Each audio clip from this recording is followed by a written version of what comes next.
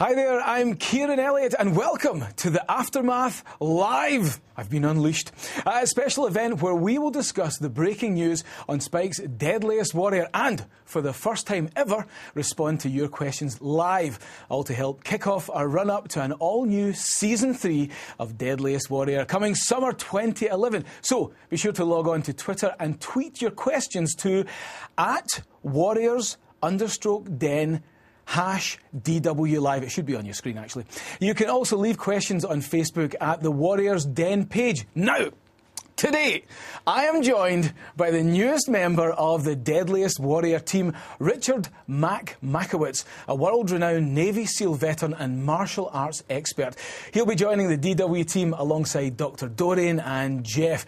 A warrior himself, he'll also be our way into the man behind the weapon. Mack, welcome to the show. Kieran, it is my absolute pleasure to be here, brother. I just want to say, first off, big fan of the William Wallace episode. You did a phenomenal job. Thank you very much. You're in my good books already. Fantastic. I know we are, over the moon to have you on board. You know so much about the weapons, but also about the tactics behind and, all the training that you've been given will play such an important part for us. Well, I just want to say, first off, I'm just honored to be here, and I'm really excited. I think this is a tremendous opportunity for me, and I cannot wait to participate in the Deadliest Warrior mythos, if you will. I'll tell you, one of the things I'm so excited to talk about is we can actually talk about one of the warriors that is going to be on Season 3 of Deadliest Warrior. Do you want to know who? Now, people have been postulating and theorising and coming out and sending us suggestions. So this will be the first released information about a warrior for Season 3, correct? Yes, and by the way, it's because of the fans. They have spoken. Right. This is what you want. This is why it matters when you guys write in and tell us what's important to you. Because if it matters to you, it matters to us. That warrior, I'm going to give you one hint, okay? Right. All right. He is the first warrior ever in the history of recorded human history to execute a tactical maneuver that Sun Tzu only thought was theoretically possible. It's called a double envelopment. Right. Okay? That maneuver was executed by Hannibal Barca. Hannibal. It's going to be Hannibal. With the elephants. Yes, the elephants over the Alps, yes. That's fantastic. Yes. That'll be a great... Do we have any sort of clue as to who they're going up against? See, this is, again, it's up to you. Tell us what you think. Tell us what's important to you because you matter. Your take. Really, more details you have on the matchup, the better it's going to be for us to kind of look at what's going to matter most in making a great matchup, a Super Bowl-type matchup for this. But it will have to be a hell of an adversary. I mean, who's going to take on Hannibal? When you think about Hannibal, I mean, he became the Supreme Commander in his late 20s. He literally came into Rome and kicked their tail from one end to the other for almost 2 decades.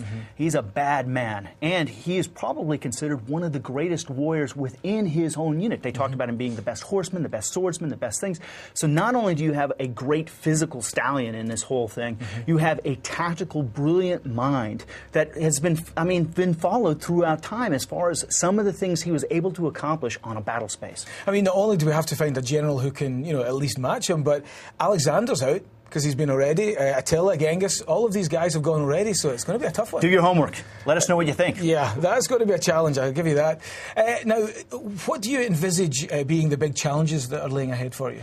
Well, as far as Deadliest Warrior, I think the big challenge that we're trying to do is how do we make the show better? How do we take the things that are great about the show and even get them to be better? How do we expand on the sim, take more things into consideration? How do we look at the Warriors in a lot of different ways? How do we take into consideration their generalship, their fieldcraft skills? How do we take into consideration their ability to use misdirection or deception in battle space? Are they offensive focused? Are they pitted against defensive focused guys? What kind of intimidation do they bring to that battle space? Because that could play a big role. Yeah. So we're looking at hundreds of factors now that we want to put into this sim, even more than all of the great factors that have been included in the past. Now, one of the reasons my show exists is because there are questions. So don't remove all of them. No. Because then I'll have no show. Because in the end, everybody's still going to have a take, right? Yeah. That's one of the great things about this. You're trying to take something that is essentially, on some level, subjective and make it as objective as possible. We just want to do everything we can to quantify those objectable measurements, those those objective measurements so that we can get as close as we can to really declaring, beyond a shadow of a doubt, this is the deadliest warrior in this episode. Yeah. Now, people know you from Future Weapons, but in this show, you're going to be looking back into the past. It's going to be past weapons. How do you think you'll handle that? Oh, I think, listen, I spent 30 years in martial arts training, martial skills training, so I'm familiar with weapon use. I'm familiar with bladed weapons. I'm familiar with all kinds of things, so I'm really excited. I mean, think about it.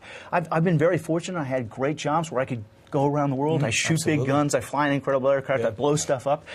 Essentially, I get to do that again here, right? I mean, so I get a chance to see these weapons, and I love exploring these warriors. I love to learn about their tactics. I love to learn how they think. It's the warrior behind the weapon that's really important. How do they approach this thing? It's the approach to combat. Because really, when you're talking about combat, it is life and death. So what are you bringing? What advantages do you stack in that moment so that when you take action, when you show up and it's life and death, you make it matter? Absolutely. That's what we want to bring. Now, having seen 2 seasons already, what do you think are the sort of major tactics that make a warrior great, make a warrior so deadly? Well, first of all, I'm a big fan of the show. I think the show is great. There have been great warrior matchups. There have been great stuff that's been talked about. And the question is, can we take it up to another level? How do we do that? We're working on all of that. When I start to look at what matters to me as far as what makes a great warrior, what matters to me is the skill sets they bring on board, their approach to the combat. If you wanted to break it down into psychology, philosophy, physiology, these are the things that really dictate a warrior's approach. How does he fit within his historical context? And more importantly, when we start to match him up against historical context and against a historical context, how does it show up so that they can actually bring their very best to that moment? And what skill sets are they going to use to win in that battle? Yeah, I genuinely can't wait to get started. You know, we've got so many questions. People have been tweeting them, sending them on Facebook. We're actually live now, as you know, so if you want to send us your questions, you can. I'll give that address again. It should be on your screen, but the address again is @warriors_den. #DW Live. So we'd love to hear what you're thinking, love to hear your questions, and of course, Mac is at your disposal for the first time, and you can ask him anything you want. So I'm going to launch into a question. If Perfect. You ready? Yes, please. That's why I'm here. Excellent. Right. So this one is from Solomon via the Facebook page. Now, going to start you off easy. Oh, good. Going to give you a nice, easy question Thank that you, brother. shouldn't be too difficult for you to answer. This one is, who is the deadliest warrior? Like all time, right? 5 seconds, go. All of human history, Yeah, who's the deadliest warrior? Come on. This is, we all have favorites, right? Yeah. We all have favorites. We all have warriors that just kind of blow us away, that we really get kind of attached to. But to me, it's really what makes a warrior that's interesting. Why are these warriors interesting? Why has their mythos stayed with us throughout time? You know, who doesn't love the story of Achilles? You know, the greatest warrior supposedly ever on the face of the planet. Almost such a bad warrior that people considered him a god. Yeah. When you start to look at, say, Musashi, you know, the Book of Five Rings, and this incredible dueler with the samurai swords, and how he set up those moments. I love that stuff. I even love things like, say, Audie Murphy, the most decorated man in the U.S. from World War II. If you get a chance, look that guy up. Incredible. It just starts at the Medal of Honor and then keeps going. Right. I mean, his exploits were incredible. So I really love learning about these guys, what makes these guys tick, and how do they show up in that moment. Because when you're looking at combat, it is a moment. Everything comes down to you either show up or you're dead. Yeah. You either show the fuck up or you're dead. Yeah. It's that simple. And that's the kind of thing that makes it interesting for me, is exploring what does it take, how much work, how much skill, how much training goes into it. How do they use that weapon? Because weapons are important, don't get me wrong. They're very, very important. But a guy can be incredibly lethal with a blade this small. Of course. If he knows how to set up the moment. I think it's that unquantifiable quantity that makes this show so interesting, because you've got guys going up against each other that would never have faced each other. And that's what makes it interesting, because you're removing history, you're just giving it to it straight. If you don't take into consideration those intangibles, you never really get a real look at the whole story.